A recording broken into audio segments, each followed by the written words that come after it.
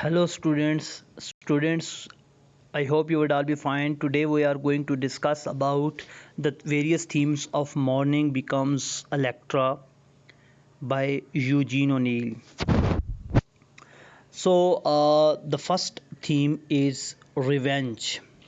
As we see the various characters of the play, we come to know that the one basic character or the flaw is prominent, and that is revenge. So let's start reading.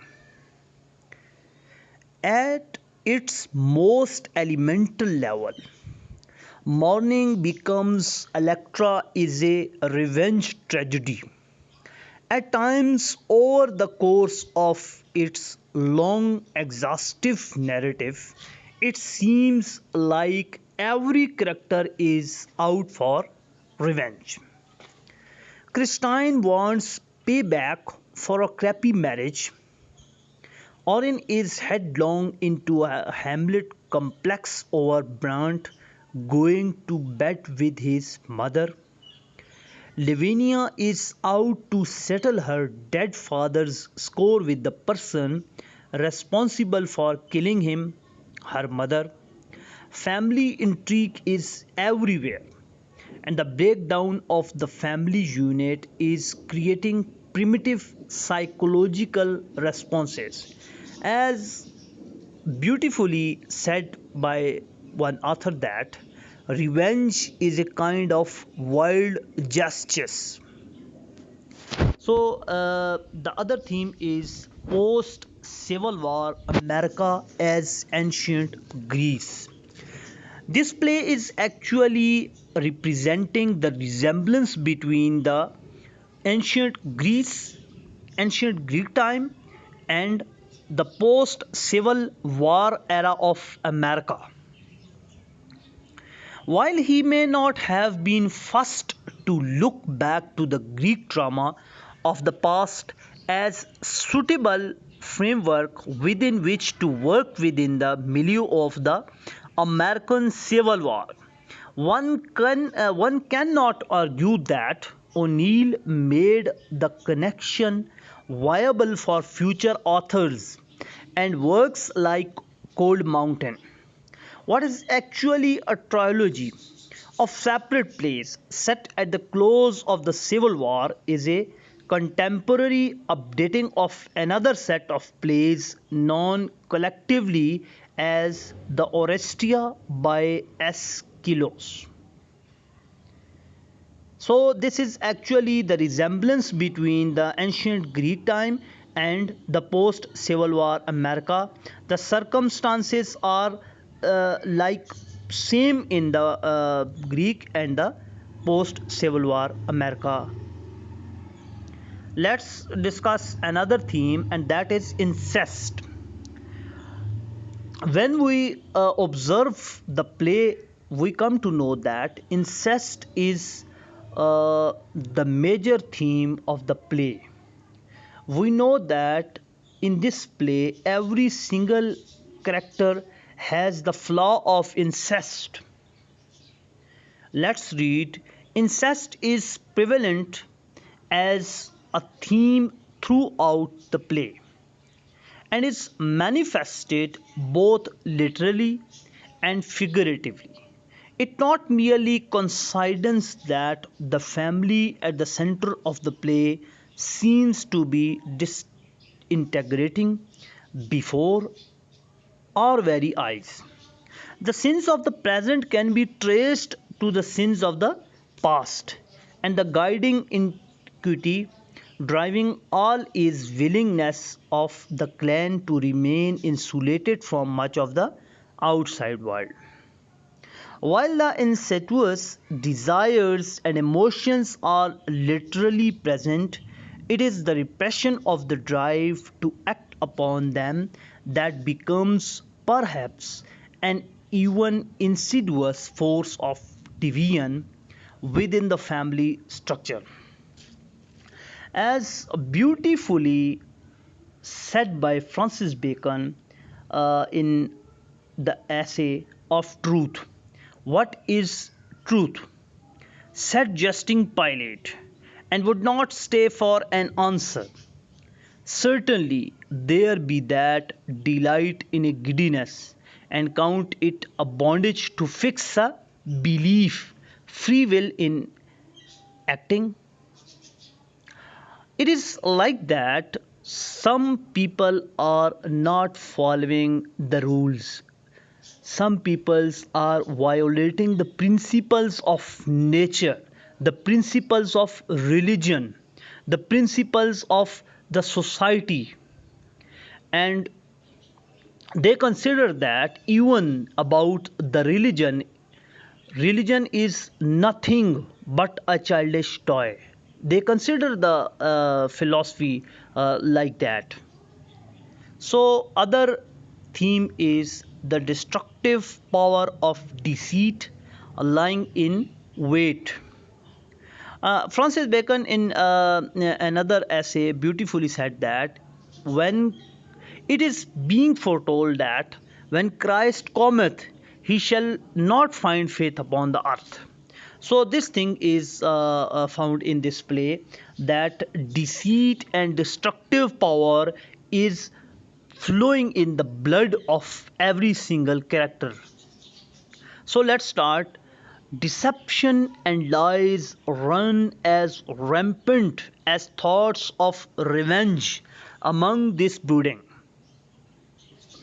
Self involved clan and the queen of this fair is really self delusion rather than the deception of others. The theme of self deception is impossible to extricate from the larger thematic concern of the consequences of insularity. The ability to believe your own lies and those told by others is exponentially enhanced when the others are telling the same lies to themselves as you. The unfortunate thing about self deception is that it usually has a shelf life and gradually loses its power to hold together over time, making it just a waiting game for the negative impact to arrive. As very beautifully said by some author, that it is strange desire of man to seek power and to lose liberty.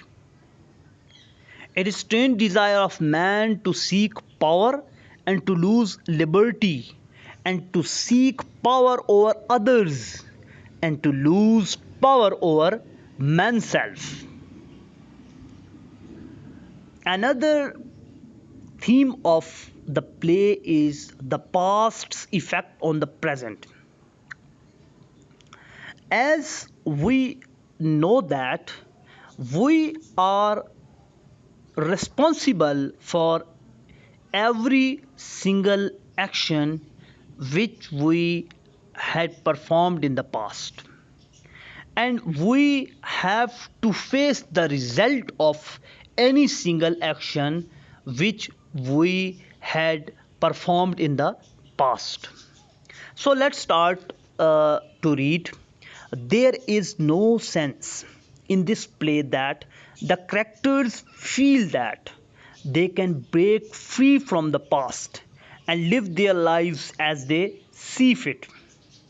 They are constantly oppressed by the weight of the past, as seen in Mary's exile and shame, Brand's torturous upbringing, Christine's traumatic wedding night, Orin's childhood, Lavinia's childhood, and more. The Manon history is dark and heavy, and no one escapes from it. Uh, when we study the Oedipus Rex, a play, a Theban play, we come to know that we have a quotation that if you want or not, it is bound to come, and that is fate. Man is a puppet in the hands of fate.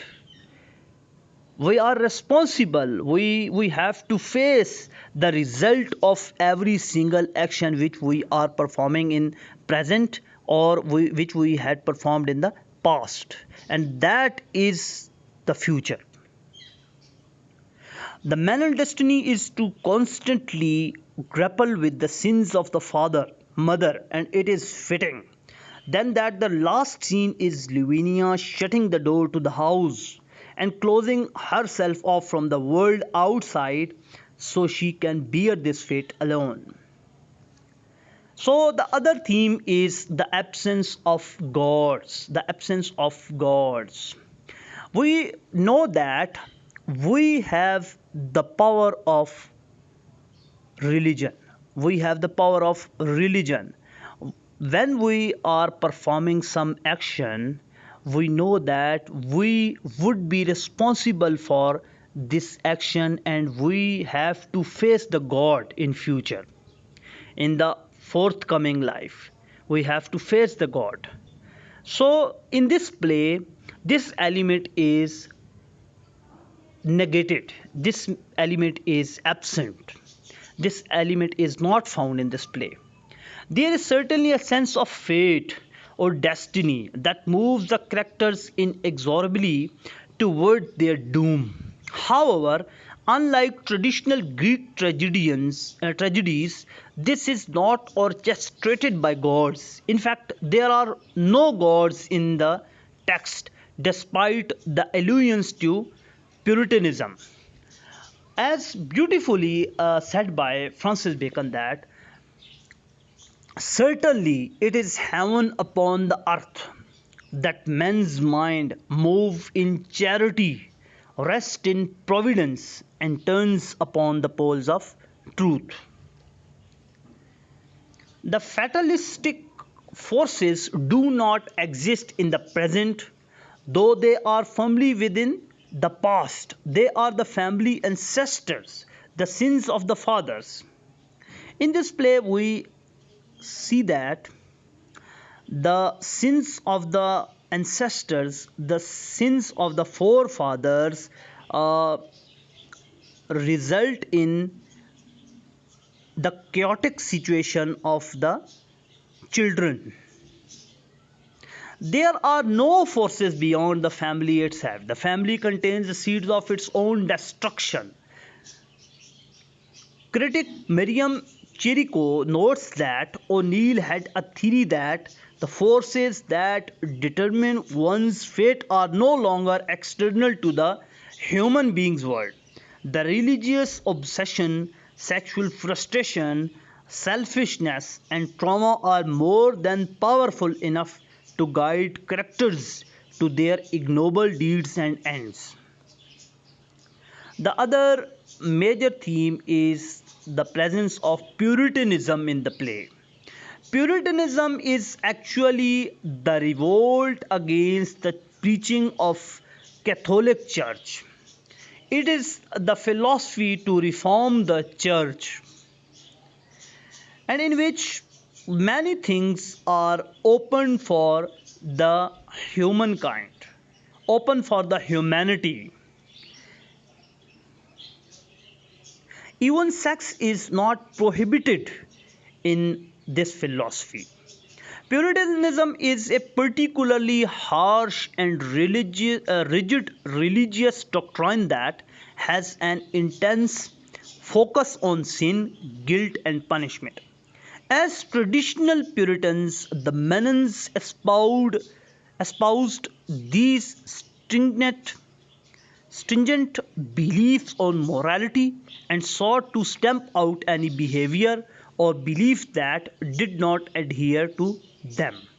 As a result, Manons such as Christine and Lavinia struggled with their subjugation and repression of their normal sexual impulses. They are crushed under this patriarchal structure that demands they submit to their husbands and to God. It is no wonder Lavinia revels in the freedom and openness of the Blessed Isles. Puritanism is part of the familial curse, and the ancestors who carry out that curse use it to deleterious effects. So, students, this is all about The themes of mourning becomes Electra. If you have any question or query about the discussed subject, please do ask me. Thank you.